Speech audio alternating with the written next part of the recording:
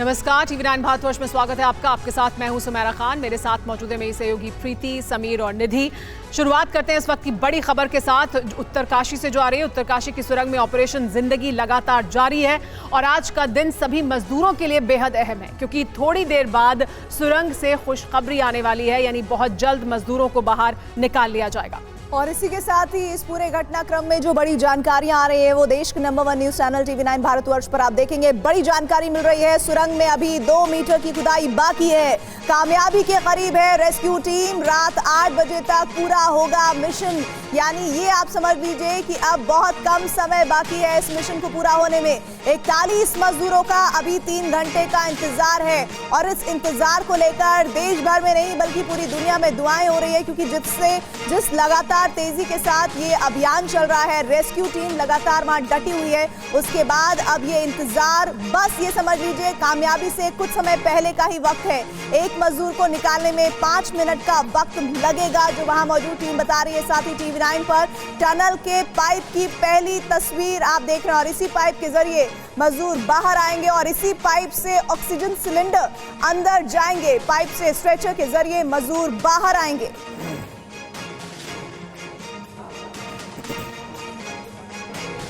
जी हां, TV9 भारतवर्ष पर इस बड़े ऑपरेशन से जुड़ी एक एक डिटेल, एक एक तस्वीर, एक एक खबर लगातार हम आप तक पहुंचा रहे हैं। इस वक्त जो सबसे बड़ी खबर है वो ये कि ऑपरेशन अब अपने अंतिम चरण में पहुंच चुका है। पाइप से स्ट्रेचर के जरिए मजदूरों को कैसे बाहर निकाला जाएगा, एक एक तैयारी मुकम्मल कर ली गई है।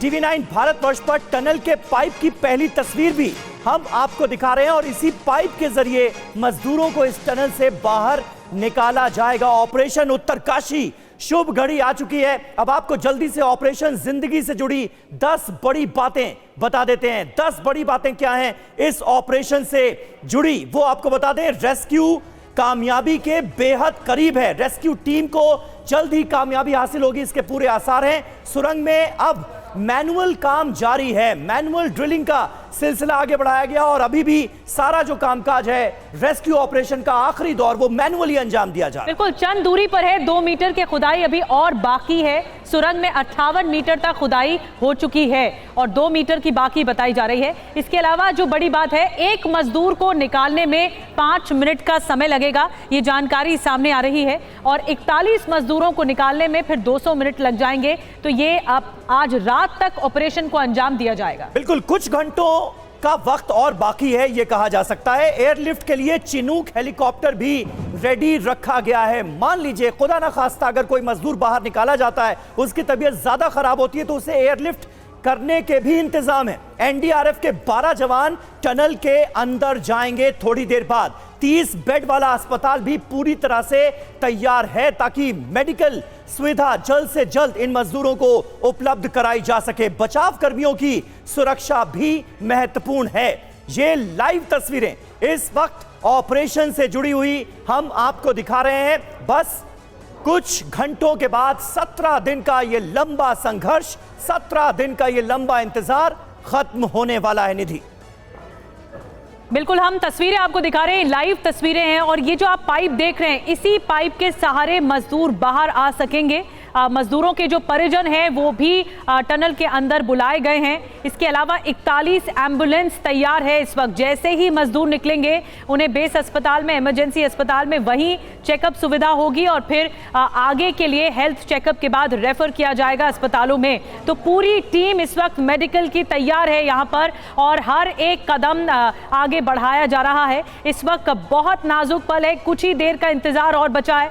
जैसा कि 2 मीटर की खुदाई और बची हुई है और कर्नल राठौर इस वक्त हमारे साथ और ज्यादा जुड़ रहे हैं, और ज्यादा जानकारी के साथ जुड़ गए हैं। टनल रेस्क्यू अभियान विशेषज्ञ, ये जानते हैं राठौर साहब कि किस तरह का रेस्क्यू ऑपरेशन टनल में या सुरंगों में अंजाम दिया जाता है। राठौर साहब, स्वागत है आपका TV9 भारतवर्ष में। अगर आप ऐड ऑन करना चाहें, क्योंकि पूरा मैनुअल ड्रिलिंग के सारे, रैट माइनर्स के सारे इस अंजाम तक पहुंच गए हैं कि अब बस कुछ ही घंटों में मजदूर बाहर निकल पाएंगे। सबसे महत्वपूर्ण बात क्या रही इस पूरे ऑपरेशन में? इस ऑपरेशन की जो सबसे महत्वपूर्ण बात ये थी कि मेरी याददाश्त में ये बहुत ही कोऑर्डिनेटेड ऑपरेशन भारत में चलाया गया। कोई 8 से 9 डिपार्टमेंट्स इसमें काम कर रहे थे।